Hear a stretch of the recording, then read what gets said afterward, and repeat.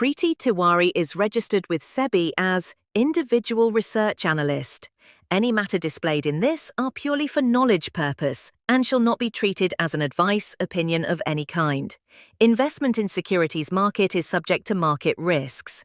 Read all the related documents carefully before investing.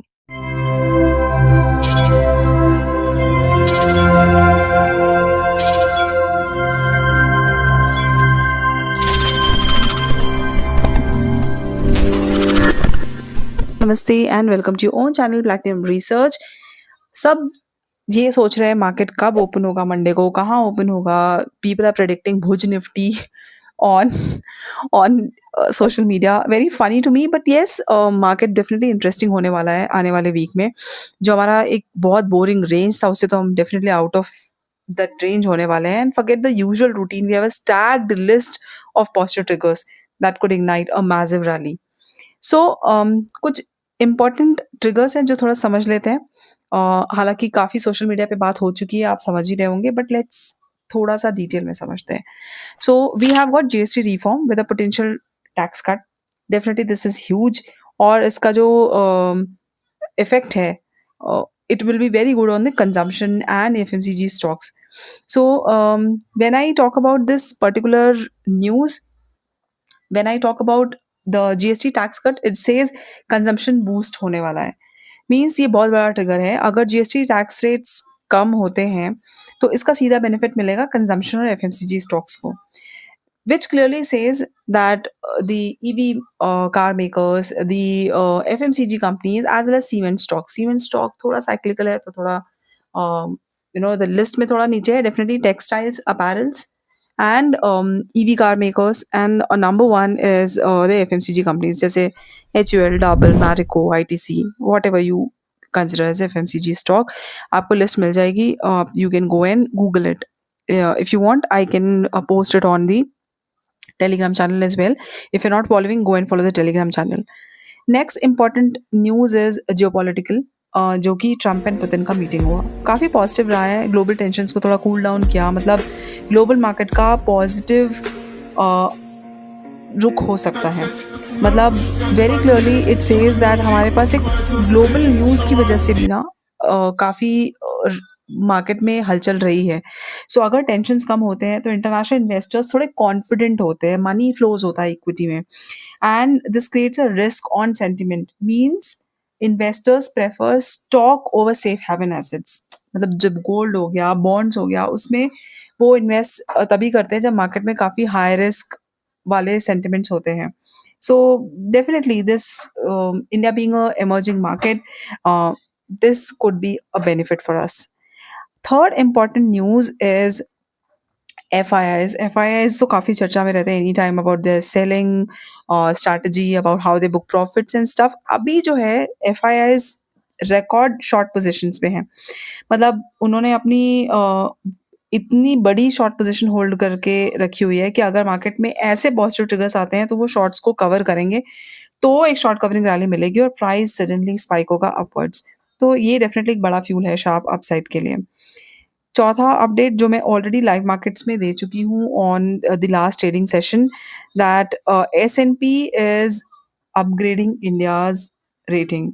मतलब 18 साल बाद पहली बार S&P ने इंडिया के अपग्रेडिंग की है, और एक बड़ा कॉन्फिडेंस बूस्टर है ये, जो नए फॉरेन इन्फ्लोज को अट्रैक्ट करेगा for sure, without a doubt. And foreign funds and जो सॉवरेन वेल्थ फंड्स होते हैं उनको एक ग्रीन सिग्नल मिलता है कि India is a safer place to invest. मतलब फ्रेश इन्फ्लोज आएगा, तो definitely it will be a booster for market sentiments. And एक और न्यूज़ है which is another positive, that जो ट्रम्प है उसने पॉज कर दिया tariff on Russian oil buyers. तो no tariff on Russian oil, it means it is a relief for India, क्योंकि हम उधर से ऑयल लेते हैं। सो लास्ट मीटिंग में ये हुआ है कि अभी के लिए ट्रम्प ने रशियन ऑयल बायर्स पर टैरिफ रोक दिया है, तो इंडिया के लिए एक रिलीफ है, क्योंकि when all these happens no, जो इससे रिलेटेड स्टॉक्स हैं जैसे ऑयल एंड गैस हो गया, पेंट हो गया, केमिकल सेक्टर्स हो गया, इन सब के लिए एक रिलीफ होगा। तो you can keep an eye on this with respect to the this news. तो अगर उधर कोई भी शिफ्ट होता है तो आप वापस ये पर्टिकुलर सेक्टर में आप अपने इन पर्टिकुलर सेक्टर्स में आप अपने व्यू चेंज कर सकते हैं। तो इंडिया बहुत सारा ऑयल एक्सपोर्ट करता है, चीप ऑयल है उनको उनको रशिया से, तो एक्स्ट्रा ड्यूटी नहीं देनी पड़ेगी। तो कॉस्ट रिलीफ होगा इन कंपनीज़ में, एशियन पेंट्स हो गया और जितनी भी पेंट कंपनी हो गया, केमिकल हो गया, तो लोअर इनपुट कॉस्ट होगा तो प्रॉफिट अच्छा होगा, तो स्टॉक प्राइसेस के लिए पॉजिटिव है। सो you need to connect the dots and then you understand that what could be the result of it.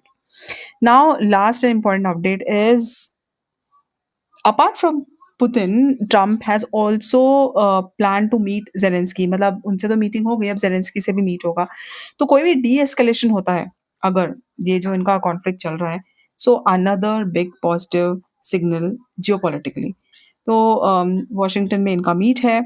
अगर कॉन्फ्लिक्ट का टेंशन और डिस्कलेट हुआ एज आई सेड, तो इक्विटी मार्केट्स के लिए तो डेफिनेटली ये एक बढ़िया पॉजिटिव न्यूज़ है।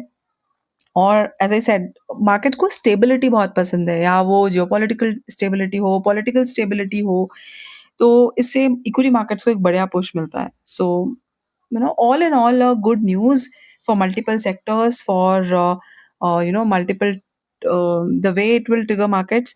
तो बस एक यहाँ पे हर सिक्के के दो पहलू होते हैं, तो यहाँ पे एक प्रॉब्लम है दैट हमारा जो रिविजन है टैरिफ का, that is not come yet और दैट इज इंटैक्ट। तो उसकी वजह से मार्केट में थोड़ी एक अपसाइड कैपिंग हो सकती है। रेजिस्टेंस हमारा जो है वो 25,000 रहेगा, psychological resistance.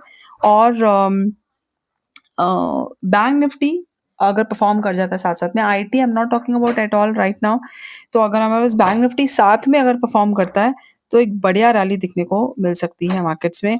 So make sure that you follow us for more such market insights. Do not forget to share it with your friends और the trading buddies who you think that are trading along and are investing along and want market updates. All the best for the trading session on Monday. Good luck. See you all on Monday in the live markets. Bye bye.